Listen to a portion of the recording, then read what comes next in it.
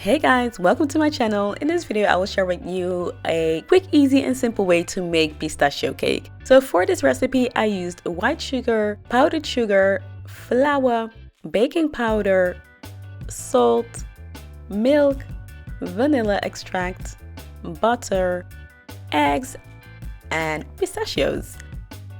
So you can also use pistachio flour, but I couldn't get my hands on pistachio flour, so I started with grinding the pistachios in a food processor. Sift the flour, and to the sifted flour add a baking powder, salt and the pistachios. Set it aside. In a different bowl, cream the butter. Gradually add sugar. Then add the eggs one by one.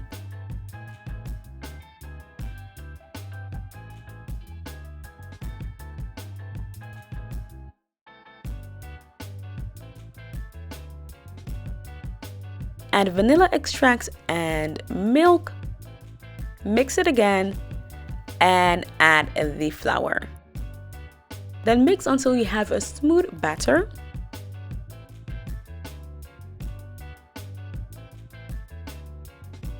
And put it in a well-greased cake pan. What I usually do is I sprinkle the cake dish with plain flour after greasing it because it makes it easier for the cake to come out after it's done baking.